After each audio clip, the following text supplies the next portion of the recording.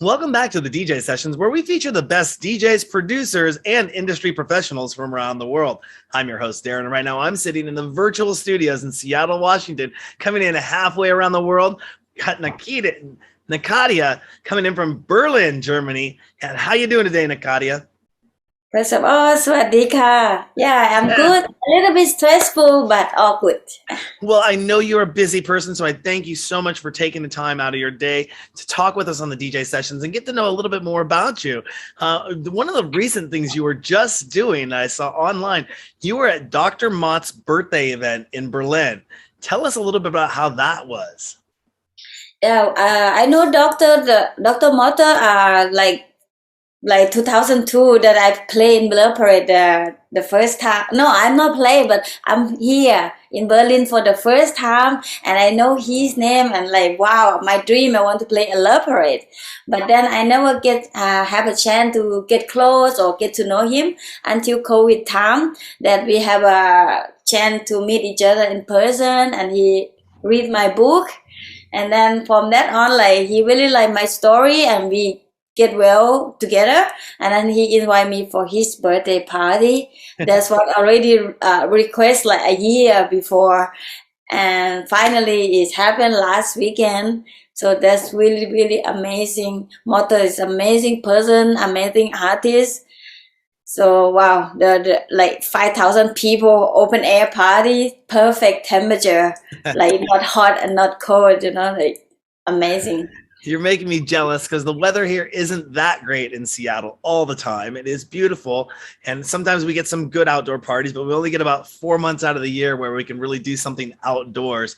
And I'm looking forward. I'm have a new business venture going down in Phoenix, Arizona. So I'm going to get a lot of sun and palm trees in my life coming up. But I also saw that you were in Malta recently as well. What were you doing in Malta? Was that just vacation or was that business? I'm host a party together with my friend, but it's an island that I really love so much. It's tropical, and I played there like my first time 2005. No, I forgot. 2015. That is my first time, and I never come back there again. And I want to go back there. So finally, we host the event together with my friend, and I make it a holiday. So basically, was everything in one. Yeah, for Well, the I mean, party, amazing. Happy to go back. when I saw the video of you posting, you were kind of dancing on the ledge of this cliff. Are people cliff diving out there? Because it made me want to jump right in the water. I mean, that water just looks so beautiful. Yeah, on the Blue Marina Bay, that is amazing. So Mhm. that day we kind of not really lucky day because like on the way go like you see on the picture video it looks so great with the blue water, and on the way back you don't know behind the scene that's why it's cold and a lot of wave, no more sun on the way back, our body is pumping and we all get wet and so cold. So we could not make a video for you guys to see behind the scene. You see all, let you guys see only beautiful image. Yeah, and you're not only a DJ and producer, you're also a promoter as well. Yeah. And what has been, you know, what has that experience taught you about knowing more behind the scenes stuff and throwing shows? Do you think it's made you a better performer, a better DJ, knowing what happens behind the scenes as a promoter to put on an event? First of all, like of course, as a DJ, you know what you need on the DJ booth, and then you become promoter. Then you will want to have a perfect. What is the DJ need? The sound system should be perfect, and the rider of the artist, like and also organize like when I play there on the DJ booth and I look on the dance floor what it should be, and where the bar should be, the location should be on the beach or something like that. That as a DJ become promoter that we know more perfect what do we need. Mhm. But What's the promoter is a lot of work. I mean, I respect who organize the big event. That is wow, respect a lot of what, work. what's the number one lesson you have learned not to do as a promoter? Actually, like, oh, what to say, not to do. I would separate. If somebody become a promoter, should really say promoter. Better not become DJ.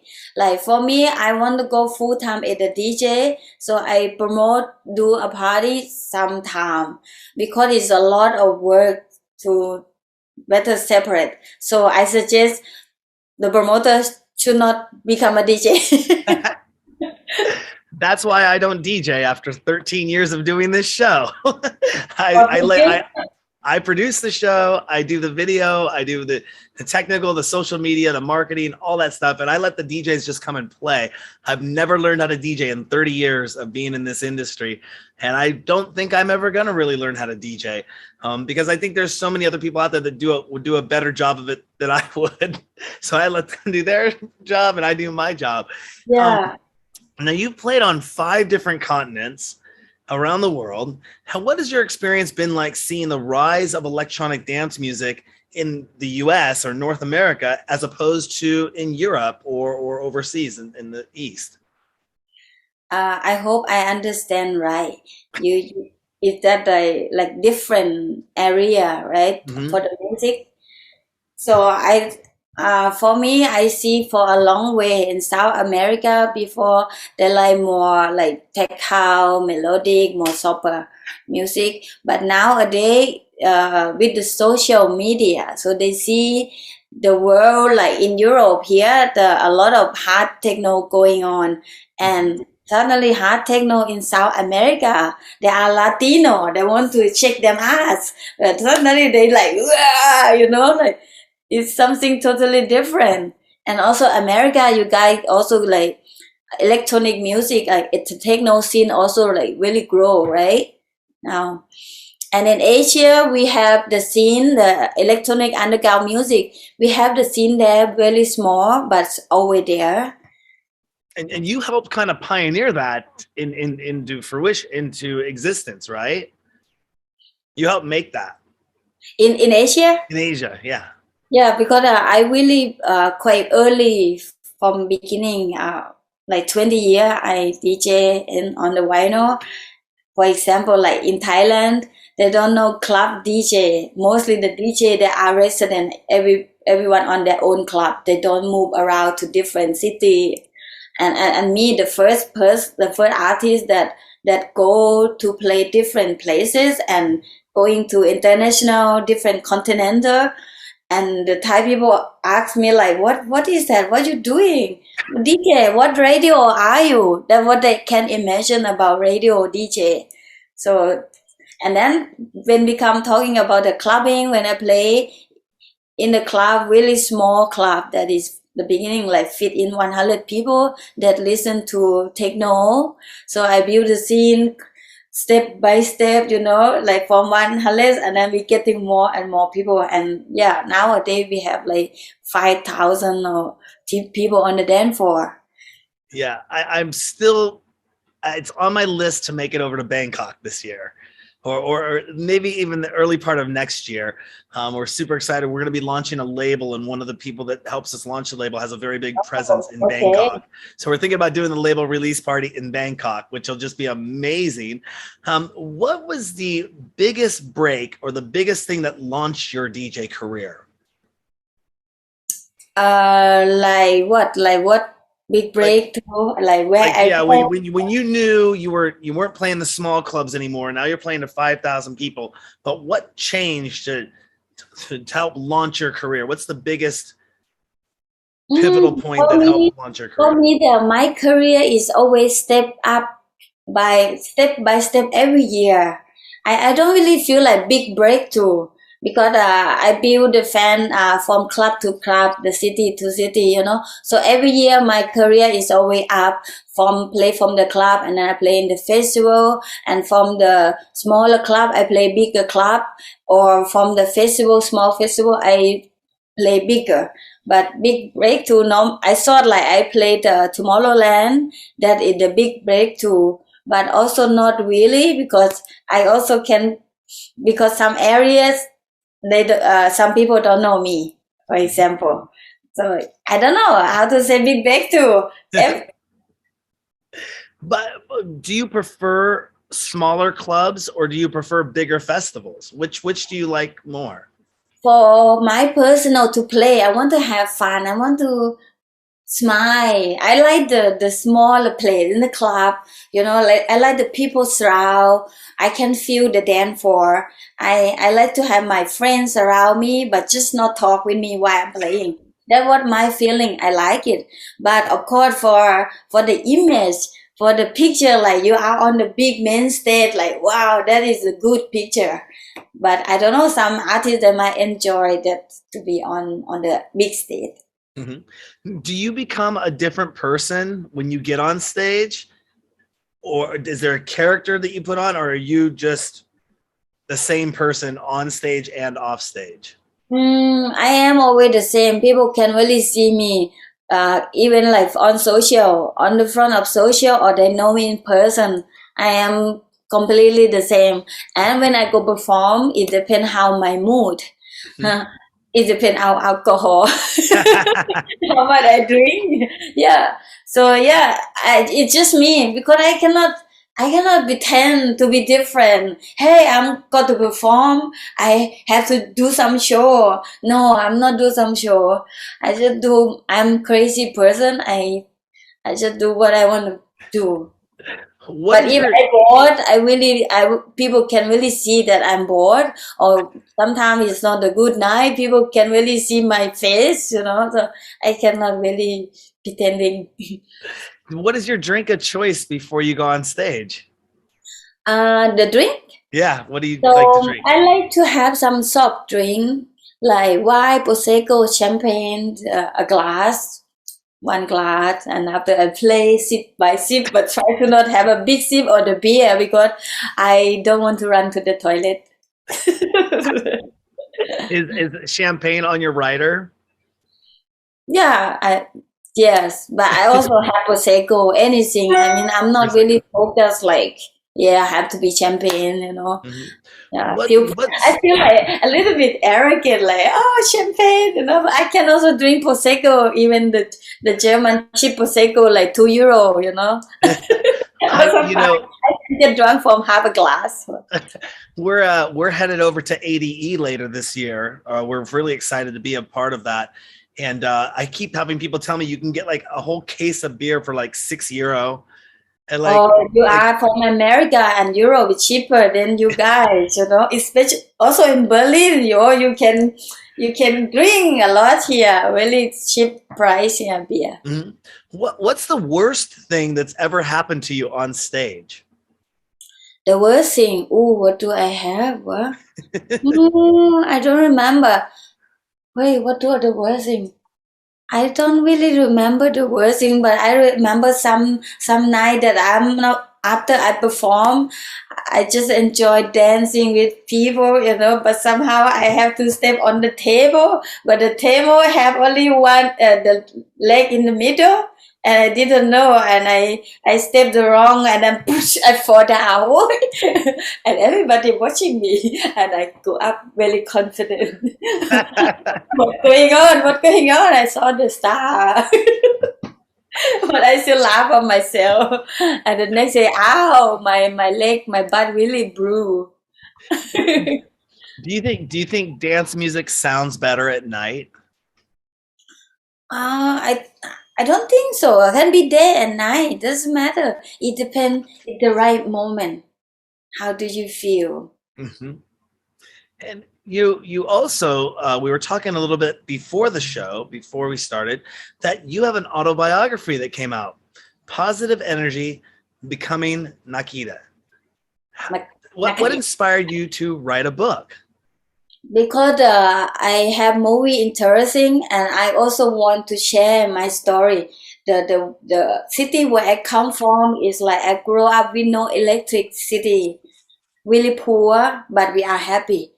And then to from the little Nakadia going around the world. The beginning, I want to share my friend or Thai people, that we can do it, inspire them. But then I have movie interesting. They need the book. So of course, so we had to write a book. Thanks to COVID time that I got time finally that I can write the book. Yeah, and so I saw like to support my I have no income for a long time, so I sell the book also. So Yeah, and that's awesome. I'm kind of been toying or joking around the idea of writing a book myself. It's more of a coffee table book, not a book, but it actually is a photo montage of all my to-do lists over the years and explaining the different phases that I was going through while creating this show and making things happen, and kind of just like anecdotes and quotes from other people and things of that nature. It's something I'm thinking about doing. It's in my head, but I haven't actually launched it yet. So congratulations on launching that. I checked out a little bit of it on the Amazon bookstore. It's pretty awesome. thank you. You're welcome. How do you deal with fame and success? Fame and success. I don't know exactly how to answer fame and success. Can it get overwhelming at times, or do you have any methods to have a good work-life balance, a good work-rest balance? I'm not sure I answer the right way, or I understand the way. My English not good. I'm so sorry. No, it's okay. Is it how about this? Is it work all the time, or what do you do when you're not Okay. performing? What do you? Yeah. I understand right now because for my personal, I always work since the beginning. When I become DJ, I always work. It's not like just perform, but I have a lot of work behind the scene that people might don't know what. Because how to get successful? How can I play around the world? That I have a lot of things to work, and plus that I have Sep also a manager, so we are teamwork. We are two person work together for 20 years. I'm so lucky that we are such a good team. We are good team for such a long time. Yeah, so a lot of work. Plus today, DJ, that you also have to do a social media, and DJ also have to be promoter. Like what I say, promoter should not be DJ because I respect they have a lot of work. But now, I mean, I don't want to be promoter, but it's happened. Thing is happened because if you talk deep in the business, it's have politics, you know. So, and I want to bring a good artist to my country. Mm-hmm. So that's how I begin to be promoter. Mm-hmm. Yeah, it's interesting. When I crossed the line, I used to just put on a live streaming series and bring my cameras and gear and do that. And I was working with a lot of local promoters and local DJs to help produce the show. And then I started wanting to do more. So I started becoming a promoter of our own events. We start doing our rooftop parties. We do silent disco, silent concert events. We have our mobile sessions. And now I'm getting into the booking business where we're going to start booking artists. We work with a couple nightclubs on the West Coast here, and we're going to start booking shows and launching a record label and launching VR nightclubs. And none of this would work if I didn't have a good team that I work with. I actually have somebody that works out of Thailand. I have somebody that works out of New York. I have somebody that works out of the UK, and we're expanding that base of people to work to make us a global and international brand. And you can't do it all yourself. You need a really good team. So it's awesome that you have somebody that you work with and have been working with for 20 years to help create your vision of what you want to do. And it sounds like you're going to be working with more people in the future. Very small. We are a small team, but it's why we have a lot of work to do behind the scene. Plus now I'm a lot on work at the studio, so still a lot of things to learn. So yeah, very stressful, and the tour coming up. So I don't know. I will have the time for studio now. I'm going to Thailand finally for two weeks tour. I would love to. I wish I could be there. I'm so longing to go there. As I was mentioning earlier, the interview. My friend who lives there, he's lived there for now I want to say probably 20 years. And he's like, Darren, just get the plane ticket and get over here. I'll take care of everything else. Go to Thailand. Yeah, you Yeah, will he love has a. the food, the people. Mhm. I'm a huge foodie. I love food, so I can't wait to try everything over there. I just can't. I don't think I don't know if there's anything on the in the Thai culture that is there food that they serve that's still alive? I can't eat things that are still alive. Oh, it depends. It depends. Some like east of Thailand, they have a like kind of yum. Yum is like salad with spicy salad, and they eat the little shrimp that really fresh. That when you cook all the chili stuff with the spicy stuff, and the shrimp, the little one jumping around. I don't know if I can do that. I don't know if I can do that. I'm pretty adventurous, but I don't think I could do that. But don't worry, we also have animal that dead already that you can eat. Don't worry, chicken we do well done. Chicken, okay, chicken. I can do Well chicken. done, not medium, huh? Okay, not medium. And do you feel, you mentioned you were in the studio recently and you won't be, do you feel the line or the gap between DJing and producing has gotten smaller? Like, are there a lot more DJs that are also producing nowadays? Because you used to have DJs and producers. Nowadays, like, yeah, every artist DJ that you have to producer because you have to make your name from the production. Mhm. Because in my time, early 2002, I am full-time DJ. I make my fan from place to place from DJ, and suddenly the time is changed that the guy why I on tour early 2000 and another artist that they sit at the studio produce and then they have a name, and then in some point that I have to be producer even I don't know how to produce, so I have worked with the sound engineer. I learned from the guy but step by step, so yeah, now it's become one.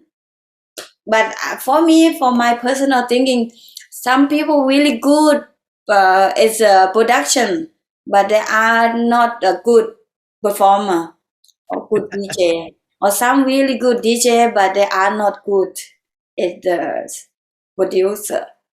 It takes a lot of time to, from what I understand over the years of interviewing so many people, this is why I couldn't be a DJ. It takes time because you have to listen to all these tracks, figure out how they're going to go in the order they're going to go in and how you're going to play, and then also have kind of backups because you got to read the crowd and know, oh, this one probably is going to work now, and it may have worked what was good in the studio or good when you were planning it out, may not be what happens when you really get out there on the decks.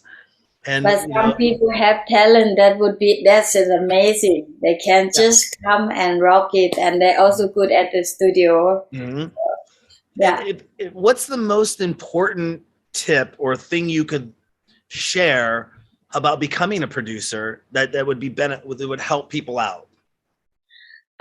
For me, like, get your gear ready. I mean, if you have a talent, that is lucky you. And yeah, so everything is about idea now. Mm-hmm. So the quality is come by the time, just only the idea. I think easy now, everybody can produce. I think we got a lot of children now on Appleton now, and a lot of beautiful, sexy girl that people cannot imagine. That sexy girl, she can really produce.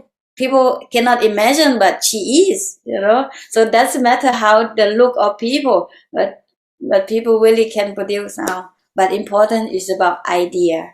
Mm-hmm. Are you a hardware or a software producer or both? Yeah, I'm both, but I am now more crazy on hardware because it sound more fat. Yeah, it's I've seen people that have studios with tons of gear and then they go, I got rid of everything. It's all in the computer now. But I still use both, but yeah, both. But mostly hardware because I like the sound better. It's more real, raw. Mm-hmm. And how important is fashion to you? Fashion. Yeah, for me, I'm simple. not crazy fashion. I just wear simple. I mean, it looked like some of are those specific outfits you wear on stage, or is that Oh something yeah, you wear off stage? yeah. As you see, sometimes I also like kind of do crazy thing, because like I like Thai boxing pen, and I want to perform present Thailand, like. So I make my short pen, boxing pen. I design 40 pen. I make techno, acid, and rave. Yeah, so that is for my outfit. Like I like to wear, play around, but in personal, I'm not too much crazy about fashion. I also wear simple. Mhm. Especially in the busy day when we're traveling, jumping from place to place, like, oh my God, I cannot dress up anymore. Just wear a t-shirt. Lucky the pen, at least the boxing pen, it have some fantasy in there, like colorful. Just put it on easy and then top. Easy. Awesome. And you mentioned right before the show that you have a new release coming up. Tell us about that. Yeah, so I have quite often the release on the codex, and I really like them label. And yeah, so it's coming again. So I will have the tag like, hey, Spartak, I have another tag for you. And then he like it, so he signed. So it will be on 18 June on Codex. Awesome. Awesome. Well, we look forward to that release coming out. Um, is there ever, could you ever see yourself, or at what age would you consider stopping DJing? Oh, I don't know anymore. Oh my God. I'm old lady now. No, you're not. I not feel old, but I am like my God. So I don't know. I didn't plan like how old that I will be. It depends. I don't know. As long as my ears still work. I did not have a plan. Yeah, so just let it go. Well, I mean, they do have noise canceling headsets now, and we use them all the time on our mobile studio, so our DJs don't go deaf. I put earplugs in now. I'm 48, and I still go to shows, and I'm like, this is really loud. For me, it's passion. I love what I'm doing. I still love to DJ. So I just happy to be on the stage, play, and especially see people enjoy the music of my set. And I just smile, and I can just go on. Maybe I'm 60 until 60. Well, I mean, Carl Cox is 62, I believe now. He looks so fit, and he look young, really young. Yeah, he's rocking it. I don't think he'll ever stop. And we sometimes ask people, is there a retirement age for DJing? And how do you ever stop? It's when you have that addiction to playing music and playing for crowds. Even if your crowd was a crowd of 5 people in your home, you're still DJing. Whether it's 5 people or 5,000 or 50,000 people, you're still DJing for an audience. So, how do you ever just retire the deck? I'm not doing that anymore. It's happening for what I know. A friend, for example, he quick to DJ, but really respect. He quick in the good way, because like he produce like commercial music, but he don't want to play commercial. He don't want. Yeah, I don't want to talk too much. Let's say he don't want to perform commercial, so he quick like, no, this is not my sing, not my sound. So I quit. So he leave his name like is this, but now he become a DJ manager. Yeah. So, but respect, if not make you happy anymore, you should quit. But I think that some people they quit because it depends on the career. Mm-hmm, mm-hmm. Yeah, I have burned myself out probably about 3 or 4 times where I didn't want to do an interview. I didn't want to pick up a camera. I just was like, no. And then finally I get it back. Okay, let's start rolling again. Let's start going. And now I've learned to pace myself and have a schedule and create to-do lists and have a team of people to make sure I don't burn out, to make sure my reach goes further. It's always helpful having people help people out. And that's one of the things we like to do on the DJ sessions. We talk to DJs that are world famous DJs to working with people who are brand new in the game, and like to help nurture and mentor them, and kind of see their career grow and go grow with them. So yeah, it's always interesting to ask that question to see if people do have a retiring age or what would take them out of the DJing game. Is there anything else you want to let our DJ Sessions fans know before we let you get going? For the people that want to become a DJ, I would suggest like just I mean, when you become DJ, you have to play the music that what you like, and not think about that you want to be famous, because you have to be happy first, and everything will come alone. And for your parents and for the listener. So yeah, I mean, so enjoy the dance floor and follow the artist that is your idol. Follow your style, you know, for the right dance floor. Who would be your DJ idol or favorite DJ in the world? I don't have any more. I don't have any more. No, I don't have. If you could play along, if you could play alongside of somebody or play with somebody, who would that be? Everybody would say Carl Cox. That's Carl Cox. Awesome. My dream, I would like to play back to back with him. You know, I believe he lives in Melbourne, or he lives in Australia, which isn't too far from Thailand. Oh, still 9 hour. 9 hour flight. Oh wow, I didn't know it was that far. Okay, I guess that is pretty far. But Carl always busy. He always play everywhere, so he would not go meet people. But I meet him before. I have a track release on his label. Oh, right on, yeah. So on Intech. Yeah, so Carl really nice person. Yeah. So we meet in Ibiza, and I give him my USB like at 9 o'clock in the morning, you know, in Ibiza.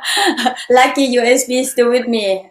I saw Carl like, yeah, this USB for you. And yeah, he liked my track and he signed, and he still play my track. That's awesome. But would be great he can play with me, you know, not only play my track. Have you looked into anything in the virtual reality realm? Are you looked into VR or played a VR nightclub or any live streams? What does that mean? Virtual reality, where you put the glasses on. Oh, that one. I never use it. I never. Oh. But I have played like I do a live stream, and the friend he doing like a club. What do you call in virtual reality? Yeah, that's the one. My English so bad. Okay. Yeah, so I played like that, but I never use the. Well, we'll maybe have to see about getting you in to play one of our virtual reality nightclubs in the future. Okay. Yeah, why not? We'll talk about it. Also, okay. It will be the same like what I do with my friend in Berlin here. So. Yeah, that'd be awesome. Well, where can people find out more information about you? So yeah, they can check me out if they want to see my live set. I did the first quality, what you call, the first distant live stream was in Koh Samui, like distant, you know, like we have 20 people, and I'm playing only vinyl and only my track. That is on YouTube for 1 hour. And yeah, if they want to check out more actually YouTube is /Nakadia 2008. And then the Instagram Nakadia music, more daily what I do. Yeah, Facebook Nakadia and SoundCloud. That all my mixes is there. Just search Nakadia, you will find Nakadia. Type it in, Nakadia. Yeah. Awesome. Well, thank you so much for coming on the DJ Sessions. It was a pleasure to have you. Thank you so much. I am so sorry. My English today very bad. And then you will think like, how do she write the book? How she wrote the book? I have help correct my grammar. I have help. Yeah, No, but there I really stressful. My brain not really works so well. you're perfect. Excellent. And we had People a definite fun time having you on the show. people listening right now, they might think, what a Yeah, crazy she it's all is. good. Well, we're going to let people know where they can go find this interview and find out more about the DJ sessions. They can go to our website, thedjsessions.com. Find us on Twitter, find us on Instagram, find us on TikTok, find us on Facebook. The DJ Sessions is our website. You can check out all our episodes, exclusive mixes, news, and more. Tons of stuff coming out there on the djsessions.com. And Nakadia, thank you very much for coming on the DJ Sessions all the way in from Berlin, Germany. Coming in. Thank you so much You're for very having welcome. me. And Thank you. and I'm coming in all the way for the virtual sessions from Seattle, Washington, for the DJ Sessions presents the virtual sessions. And you know what happens on the DJ sessions? The music never stops.